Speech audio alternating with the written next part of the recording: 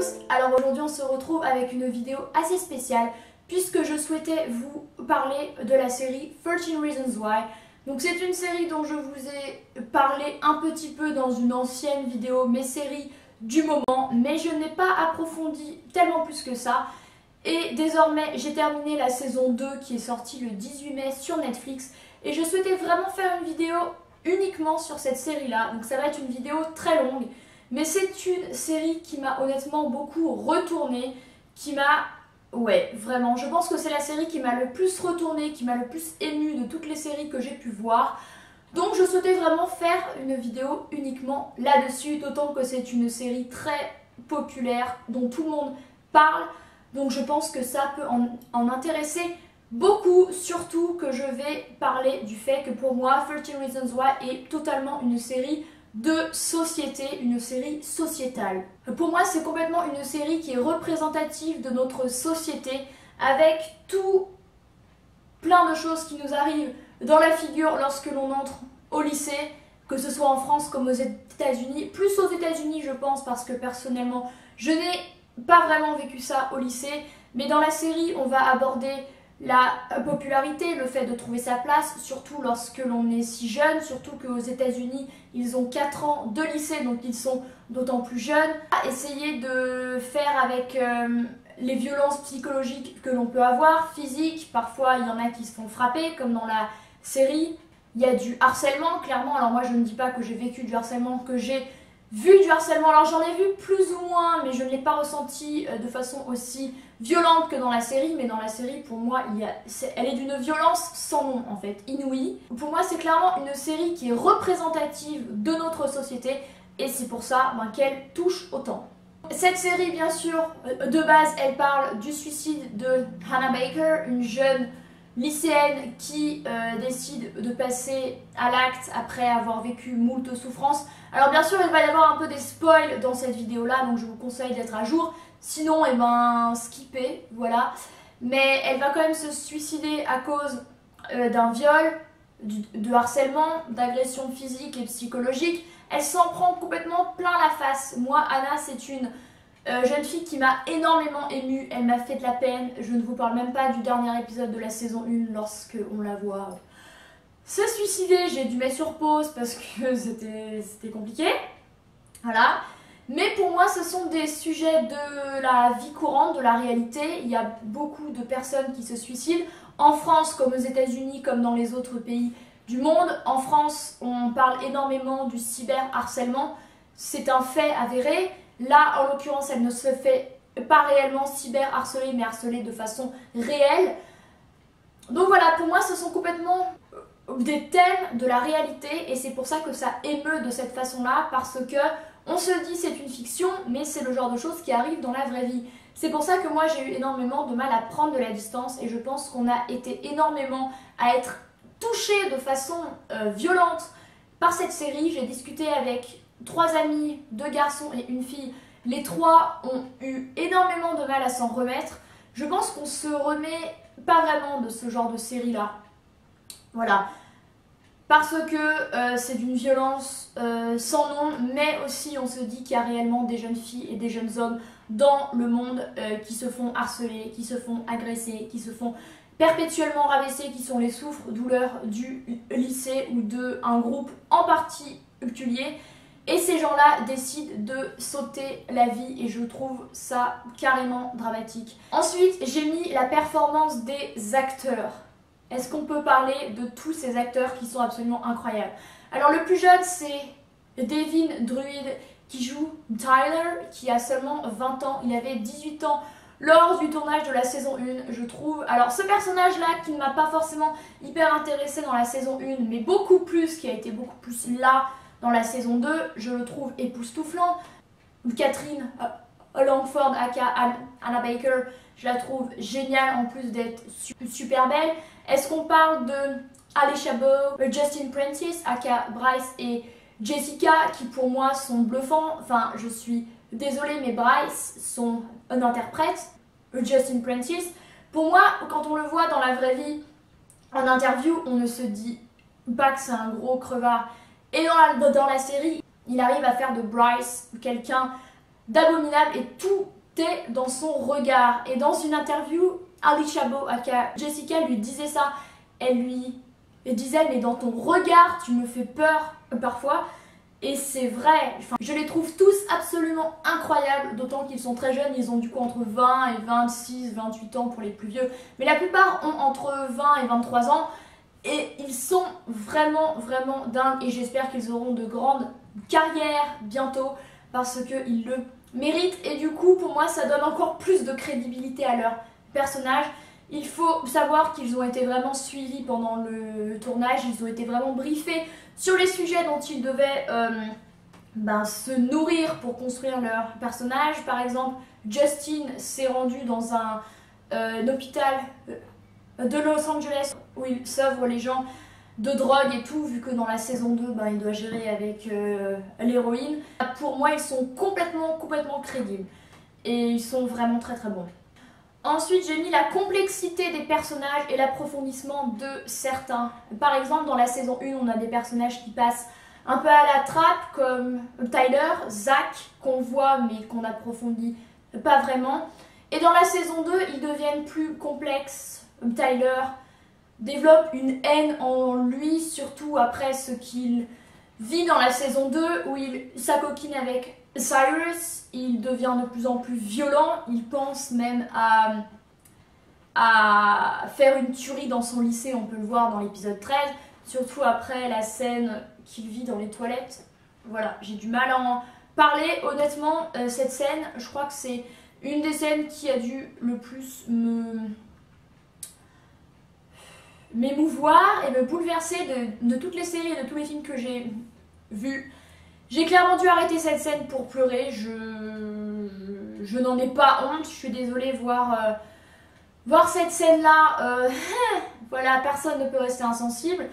D'ailleurs, je vous conseille énormément de regarder Beyond the Reasons, qui est un spin-off, donc une discussion avec beaucoup d'acteurs sur des thèmes abordés dans la série, où il parle de ça et le producteur disait que le problème maintenant avec toutes les tueries aux États-Unis, c'est qu'il faudrait en fait remarquer qu'il y a des adolescents en grande souffrance psychologique et les soigner, faire en sorte qu'ils aillent mieux avant de passer à l'acte et avant de tuer tous les gens dans leur lycée. Parce que souvent les tueries aux USA, ce sont les lycéens eux-mêmes qui sont dans ce propre lycée qui tuent les autres.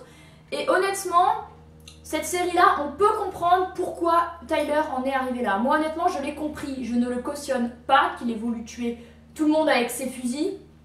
Mais je pense qu'on peut le comprendre. L'approfondissement des personnages, j'ai mis Zach également.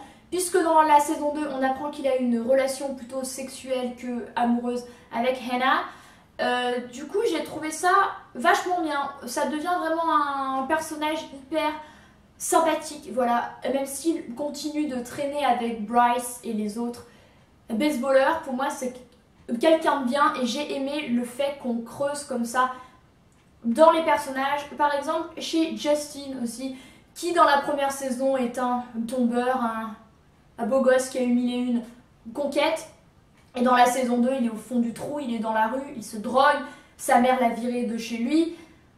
Pour moi il m'a ému. Il m'a vraiment ému et on voit que la réalité n'est pas aussi facile qu'on pourrait le penser. Voilà, c'est pas tout blanc et tout noir. Et c'est ce fait-là que j'ai beaucoup aimé dans cette série, c'est qu'elle n'est pas du tout manichéenne. Je pense qu'il y a du bon et du moins bon en chaque personnage. Par exemple aussi le fait que Hannah a harcelé une fille lorsqu'elle était dans son ancien lycée, ça on l'apprend lors du procès et ça m'a vraiment choquée. Voilà.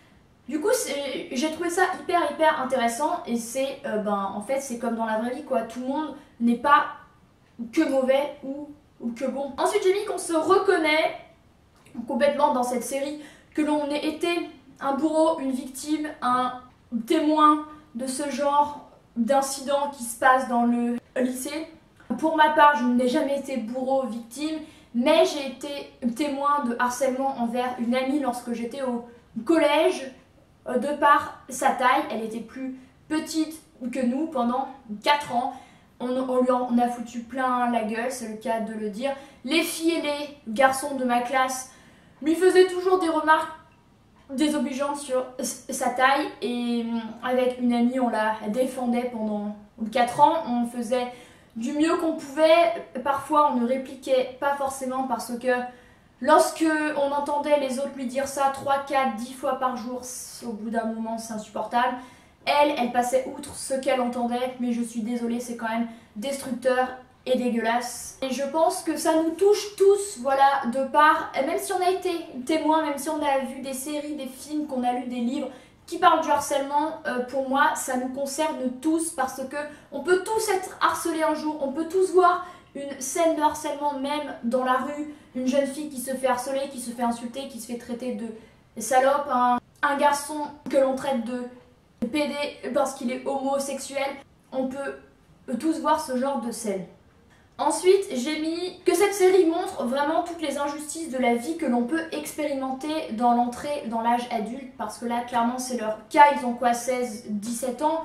L'âge adulte est bientôt là pour eux, et ils s'en prennent plein la gueule, que ce soit au niveau du harcèlement, ils se font harceler, ils se font insulter, que ce soit au niveau de leur orientation sexuelle, de leur ethnie, de leur couleur de peau, comme Jessica, que l'on ne va pas croire parce qu'elle est métisse, on va en foutre plein la gueule à Ryan et à Tony parce qu'ils sont gays. Et ça pour moi c'est la réalité, je suis désolée, c'est la réalité. Voilà, Jessica, on ne la croit pas, on va la traiter de pute parce qu'elle se met une robe, et parce que tout le monde croit qu'elle a couché de son plein gré avec Bryce alors que ce n'est pas le cas du tout. Personne ne veut la croire, et pour moi, c'est la réalité d'une femme. Une femme, quand elle va dire qu'elle a été violée, on va lui demander, pour certains cas, je ne généralise pas mais c'est vrai, qu'est-ce que tu portais, ou quel a été ton comportement avec cet homme, en gros, est-ce que tu l'as cherché ou non? Mais il n'y a même pas discussion. Et pour moi, c'est clairement les injustices de la vie avec la loi du silence, la popularité, les intimidations, les moqueries, l'homophobie, le racisme. Voilà, clairement, pour moi, c'est une belle palette, si l'on peut dire, de toutes les injustices que l'on va côtoyer une fois dans sa vie adulte. Et ben là, il côtoie tout dans la série. Et personnellement, j'ai également pu côtoyer ce genre de choses au lycée. Ensuite, j'ai mis le clivage social et le manque de communication avec l'entourage et la famille et les amis. Parce que clairement, tous nos ados ont beaucoup de mal à se confier à leurs parents. Pour certains, le dialogue est même complètement brisé. Comme Justin, sa mère est complètement droguée, donc il n'a pas de mère, quoi, pour moi. Zach, sa mère est hyper stricte, il n'ose pas se confier à elle. Clay, sa mère est avocate, peut-être qu'il la trouve trop froide, il n'ose pas se confier. Et il y a une scène entre Clay et son père qui lui demande « Mais pourquoi vous les ados, vous ne nous dites jamais rien ?» Et ça m'a marqué parce que je me suis assez reconnue. Je pense que nous tous, anciennes ados ou actuellement ados, on s'est reconnu là-dedans dans le fait qu'on a pu vivre des choses, on peut vivre des choses actuellement qu'on ne souhaite pas partager avec eux, alors qu'honnêtement ça nous ferait du bien, ça nous aiderait, parce que je suis désolée, le but d'un adulte n'est pas de nous critiquer, de nous mettre plus bas que terre, mais de nous aider dans la vie. Et parfois on aurait besoin de ça et on n'ose pas se confier parce qu'on a peut-être l'impression qu'ils ne nous comprendront pas, ou qu'on peut gérer ça seul, et on voit dans la série que non, ils n'arrivent pas à gérer seul. Jessica, qui parle assez à son père de l'agression dont elle a été victime, son père écoute, il est là, et d'ailleurs je trouve que leur relation est très belle dans la série, mais elle n'ose pas tout lui dire. Il y a toujours cette espèce de dialogue un peu rompu. C'est vraiment un des thèmes assez profonds et très présents dans la série, que j'ai trouvé très bien fait et qui pour moi est très juste. Ensuite, j'ai mis la loi du silence, le fait que les gens n'osent pas se dénoncer les uns les autres lorsqu'ils font partie d'un même groupe. Par exemple, le groupe de Bryce, de Scott, Monty et tout, qui sont les baseballeurs. Ils n'osent pas dénoncer Bryce alors qu'ils savent très bien ce qu'il a fait, qu'il a réellement violé des jeunes filles. Il y a des photos à l'appui. Il y a le fameux Clubhouse dans lequel tous ces jeunes hommes prépubères ont amené des femmes pour les alcooliser et abuser d'elles, et personne ose dénoncer, vraiment personne, et même Zach, qui est plus intelligent que la moyenne, continue de rester avec Alex et le groupe des gentil, mais il reste avec Bryce, alors qu'il sait très bien ce qu'il a fait. Donc pour moi, c'est une sorte d'hypocrisie, et c'est le fait de ne...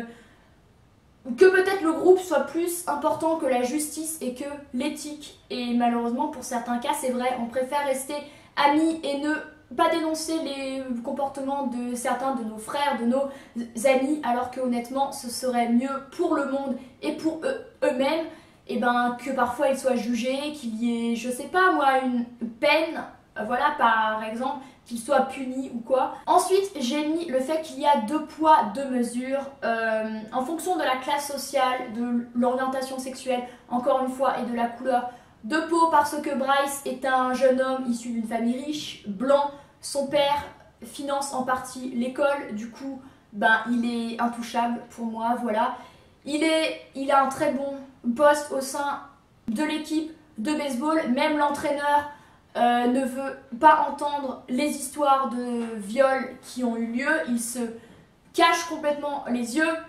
Pour moi, il y a une sorte de tabou, et oui, 2 poids 2 mesures, parce que par exemple, Jessica qui dit à un moment « j'ai été violée, je suis noire » ou un truc du genre, et on ne me croit pas, mais Anna était blanche, elle a été violée aussi, et on ne la croyait pas également. Et j'ai trouvé ça assez juste, parce que quand on... Oui, encore une fois, quand on est une femme, on doit prouver absolument qu'il y a eu violence, qu'il y a eu viol. Et là, en l'occurrence, ben, on ne croit pas forcément plus Jessica qu'on ne croyait Anna. Mais pour moi, il y a tout de même 2 poids, 2 mesures. Surtout lorsque l'on entend la sentence de Bryce, qui est absolument ridicule, alors qu'il a été prouvé qu'il y a eu bien viol sur plusieurs filles. Et le mec prend 3 mois, voilà, il n'a rien eu. Alors que Justin, qui a été témoin et complice indirect, lui a eu plus de peine de prison. Et pour moi, c'est clairement l'argent, bah, le fait que Bryce est issu d'une famille riche, qu'il avait un bon avocat. Justin était tout seul, il avait un peu la famille de Clay, mais il n'avait pas vraiment sa famille lui, il est issu d'un milieu hyper défavorisé. Et pour moi, voilà, c'est clairement le 2 poids, 2 mesures, quoi. Face à la gravité d'une situation, la peine n'est pas juste. Et il y a une phrase qui m'a particulièrement heurtée dans le tout dernier épisode, et dont ils ont également parlé dans l'entretien avec les acteurs. C'est le juge qui à la fin dit à Jessica et Bryce, en gros, vous avez tous fait des choix, maintenant il faut tourner la page. Et je me suis dit, mais un choix de quoi? Mais Jessica a vraiment choisi d'être violée? Et c'est ce que Ali Chabot disait dans cet entretien-là, et je me suis dit, mais c'est entièrement la réflexion que je me suis faite en voyant l'épisode. Mais la réplique du juge était complètement inappropriée, vous avez tous fait des choix. Ah d'accord, parce que Jessica a choisi de se faire violer. Bryce, lui, oui, a choisi de violer Jessica. Et lui ne devrait pas être plus puni qu'elle, alors qu'elle est la victime.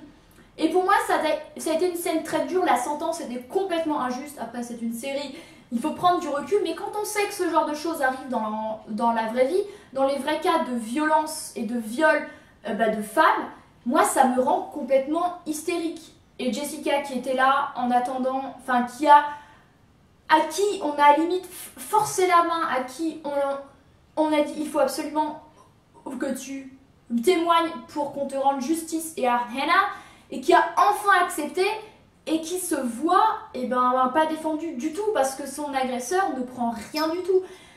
Et voilà, ça fout la rage, mais malheureusement c'est la réalité assez souvent.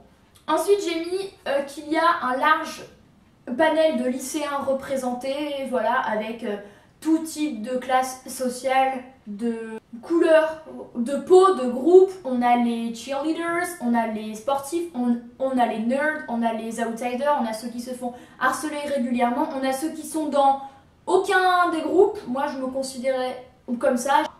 Et voilà, pour moi c'est un large panel de gens qui sont au lycée et qui existent.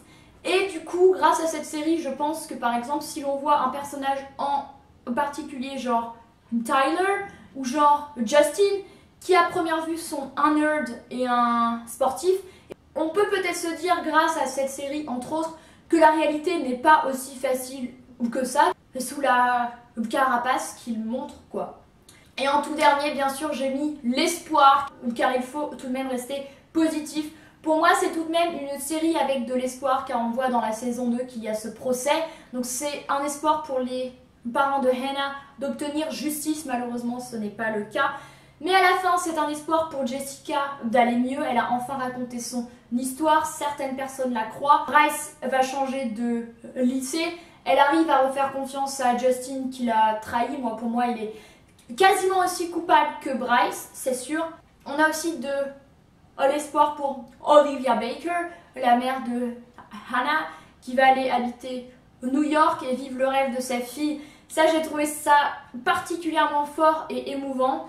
Et pour moi, c'est tout de même une série d'espoir, voilà, clairement, de se dire on a toutes les clés en main pour réagir face à une situation que l'on peut voir de harcèlement, d'agression, de prévenir les parents, de prévenir le lycée et d'agir tout simplement. On n'est pas démunis face à ce genre de situation-là. Pour Justin, bien sûr, qui va être adopté par les Jensen, ça j'ai trouvé ça complètement fou, quoi. Il va devenir demi-frère de Clay.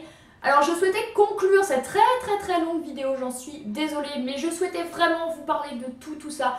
Parce que lorsqu'une série vous marque autant, lorsqu'elle est aussi populaire, je pense qu'il est bien d'en parler, même si beaucoup de gens en parlent déjà. Je souhaitais vraiment vous donner mon avis et surtout ne prenez pas au premier degré cette série. Je veux dire, si vous êtes victime d'humiliation, de harcèlement, de choses absolument atroces, de viols, de violences, parlez-en autour de vous, vraiment, au lycée, à vos proches, à un adulte, à une institution qui peut vous faire aller mieux. Ne restez pas avec ça, s'il vous plaît. Parce que si vous devenez un Tyler et que vous tuez tout le monde autour de vous, c'est pas possible. Si vous vous tuez vous-même, ce n'est pas possible non plus. Une série ne peut pas avoir ce genre de conséquences-là. Le but de cette série-là, c'est de montrer la réalité, de ne pas donner envie à d'autres adolescents de se suicider. Au contraire, de montrer aux adolescents qui sont en détresse morale qu'il y a des solutions, qu'il faut en parler. Voilà, j'ai souhaité vraiment conclure cette vidéo là-dessus, car c'est loin d'être une série facile. Pour moi, c'est la plus difficile psychologiquement. Pour moi, c'est celle qui montre le plus justement le lycée. Voilà, alors encore une fois, je n'ai pas vraiment vécu ce genre de choses dans mon lycée, qui était un bon lycée où il n'y avait pas ce genre de comportement-là. Du moins, je ne les ai pas vus, mais j'ai pu tout de même voir tout de même des regards vers deux de mes amis qui sont différents. Du coup, les gens les jugeaient. Il faut passer outre lorsque ce sont des petites remarques. Il ne faut pas hésiter non plus à être ferme et à remballer les gens qui émettent un jugement totalement inapproprié. Et lorsque ça devient plus grave, je vous en supplie, parlez-en autour de vous. Voilà, j'espère que la vidéo vous a plu, j'espère que vous avez autant aimé la saison 2 de 13 Reasons Why que moi, que j'ai trouvé même meilleure que la saison 1 parce que les personnages étaient plus approfondis. Voilà, on a eu d'autres visions de ce qu'est l'adolescence, de ce qu'elle implique. Voilà, n'hésitez surtout pas à mettre un pouce en l'air à cette vidéo si elle vous a plu, à me dire en commentaire s'il vous plaît, donnez-moi vos retours sur les points que j'ai abordés dans cette vidéo, à me dire si vous êtes d'accord ou pas avec moi, à me dire d'autres points que la série est en accord avec la société actuelle. Si vous êtes d'accord avec ça ou non, dites-le moi. Dites-moi d'autres points sur lesquels j'aurais dû creuser. N'hésitez surtout pas à vous abonner à ma chaîne, ça me fait toujours hyper plaisir. Et moi je vous retrouve la semaine prochaine avec une nouvelle vidéo. Bye!